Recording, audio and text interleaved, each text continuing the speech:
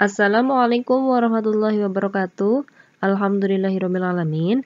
Hari ini kita akan belajar lagi melalui video pembelajaran. Dan dalam video kali ini nanti kita akan membahas tentang wawancara. Apa saja sih yang akan kita bahas? Nah, yang pertama nanti kita akan cari tahu apa sih wawancara itu? Apa ya wawancara? Nah, kemudian yang kedua nanti kita akan cari tahu tentang apa saja yang akan dilakukan sebelum wawancara. Terus yang ketiga, nanti kita akan cari tahu juga hal-hal yang dilakukan ketika wawancara, ya. Kemudian yang keempat, kita akan cari tahu juga tentang hal-hal yang dilakukan sesudah wawancara. Dan yang terakhir, kita akan cari tahu tentang apa itu kata sapaan. Baik. Untuk mempersingkat waktu, kita mulai dari yang pertama ya. Kita akan cari tahu apa itu wawancara. Apa ya wawancara itu? Us'an yakin kalian sudah pernah melihat sebuah wawancara. Tapi kalau ditanya apa itu wawancara, kira-kira ngerti nggak ya artinya? Nah, apa sih wawancara? Kita lihat. Wawancara adalah kegiatan tanya-jawab antara pewawancara dan narasumber dengan tujuan untuk mendapat informasi. Ingat ya, kegiatannya apa? Tanya jawab. Jadi ada yang bertanya, ada juga yang menjawab. Siapa yang bertanya? Nah, ini dia. Yang bertanya itu pewawancara. Jadi orang yang tugasnya bertanya-tanya itu namanya pewawancara. Atau kalau dalam berita kita sebutnya wartawan, ya. Kemudian siapa yang menjawab? Nah, yang menjawab itu adalah narasumber. Jadi orang yang kita tanyai, yang mereka jawab, yang punya informasinya itu namanya narasumber. Tujuannya untuk apa sih kita harus bertanya jawab? Nah, tujuannya untuk ini, mendapat informasi. Jadi kalau kita melakukan tanya jawab kepada narasumber, harus ada tujuannya. Biasanya tujuannya adalah untuk dapat informasi. Informasi tentang apa? Apa saja ya? Misal tentang sebuah kecelakaan, misal tentang sebuah kejadian bencana alam, atau tentang informasi tentang cara merawat hewan peliharaan, atau cara merawat tanaman agar tumbuh dengan subur. Nah, itu bisa saja. Oke, baik. Kita lanjut yang kedua, yaitu kita cari tahu tentang hal-hal yang dilakukan sebelum wawancara.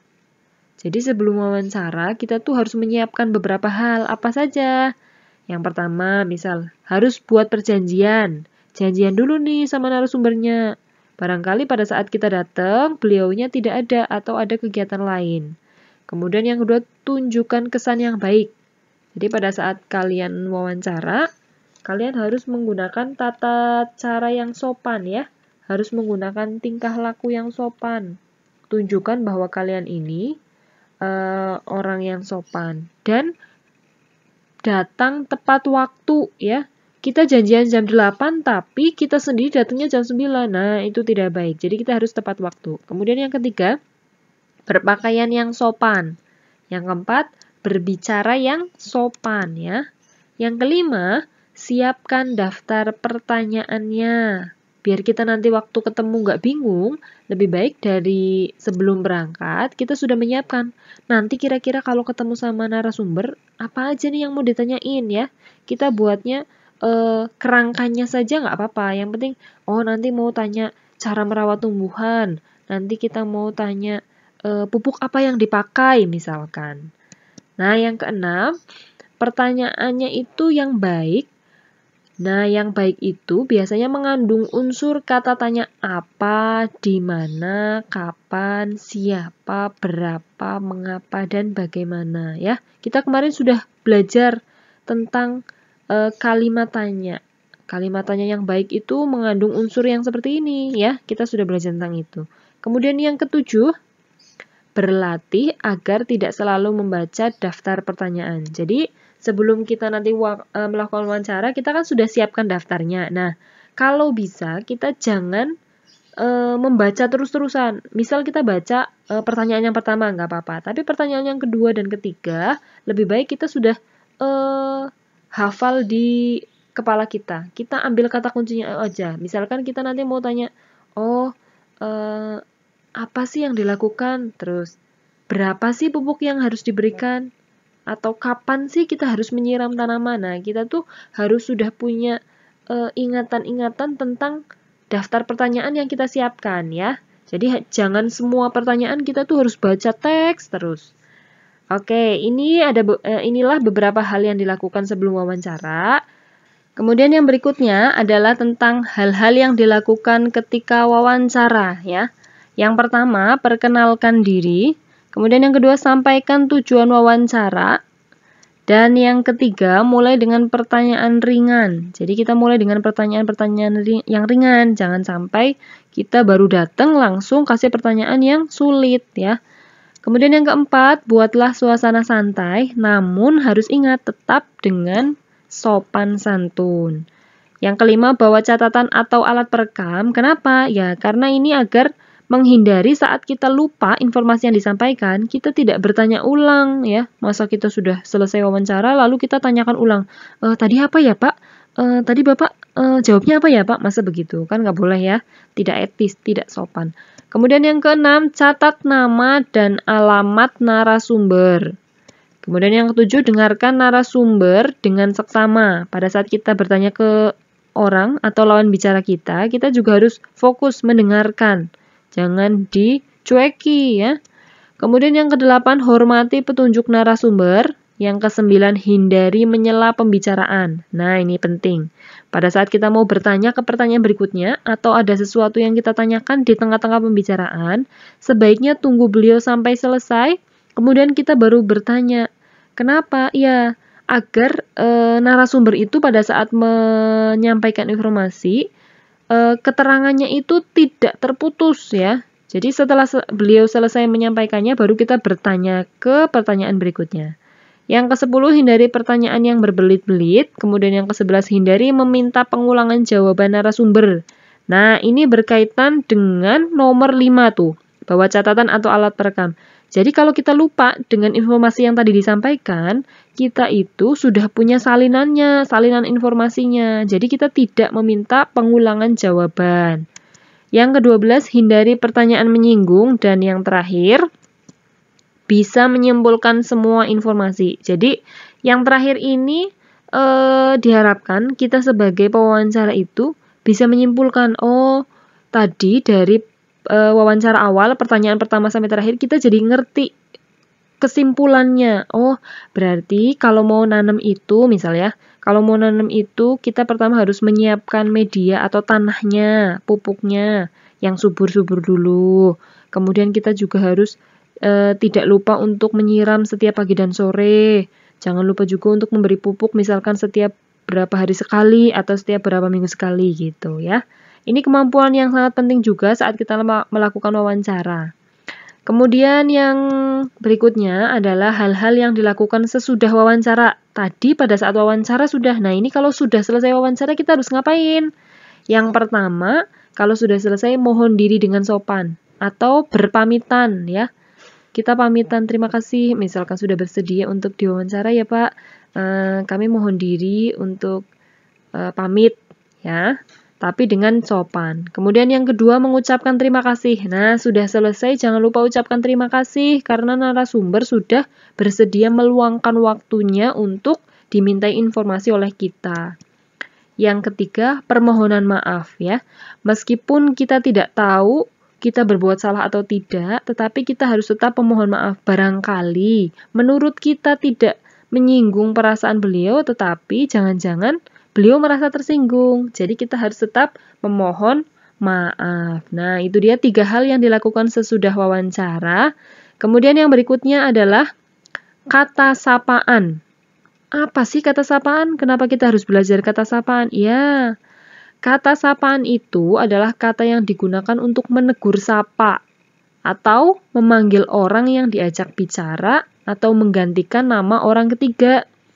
Jadi kalau kita mau memanggil orang, kan kita pakai kata sapaan atau menggantikan nama orang ketiga. Nah, kata sapaan ini sangat berkaitan dengan kalimat-kalimat pertanyaan yang akan kita gunakan untuk mewawancarai orang. Jadi kita harus belajar ini.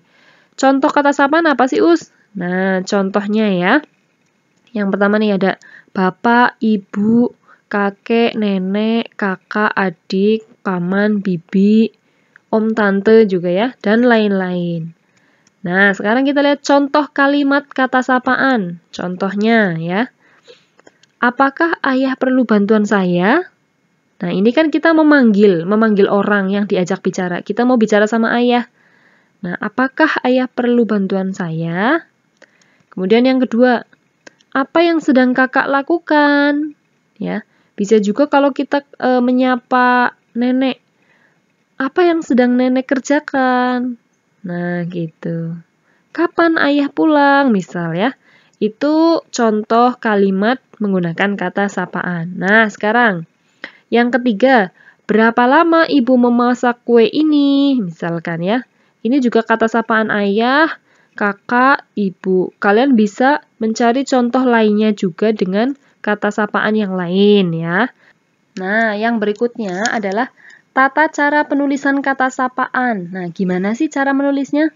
Yang pertama, huruf kapital dipakai sebagai huruf pertama kata penunjuk hubungan kekerabatan, seperti saudara, bapak, ibu, kakak, adik, kakek, nenek, om, tante, yang dipakai dalam penyapaan atau pengucapan. Jadi kalau ada kata-kata sapaan yang ini, saudara, bapak, ibu, kita menggunakan huruf kapital.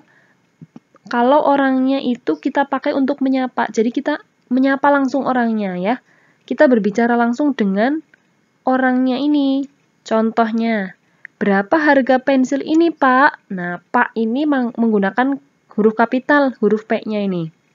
Ya. Karena ini kita menyapa langsung ya, kita menyapa langsung ke bapaknya ini, ya. Kemudian contoh yang berikutnya. Apakah kakak senang bekerja di sini? Kakak senang. Ini kakak-kakaknya besar ya. Karena kita sedang bertanya ke kakak, kita menyapa langsung ke kakak ya. Nah, itu cara penggunaan huruf kapital pada kata sapaan. Yang kedua, huruf kapital dipakai sebagai kata ganti Anda. Anda itu sama aja kayak kamu gitu ya. Artinya juga sama seperti itu. Orang yang ditanya. Itu kalau kita mau misalkan menggunakan kata ganti Anda. Contoh kalimatnya, di mana tempat tinggal Anda sekarang? Nah, Andanya itu A-nya pakai huruf kapital. Contoh yang berikutnya adalah, apakah Anda sudah makan? Nah, Anda ini juga menggunakan huruf kapital. Nah, itu dia tata cara penulisan kata sapaan. Nah, yang berikutnya adalah tugas ya. Ada 2 tugas, ini tugas yang pertama.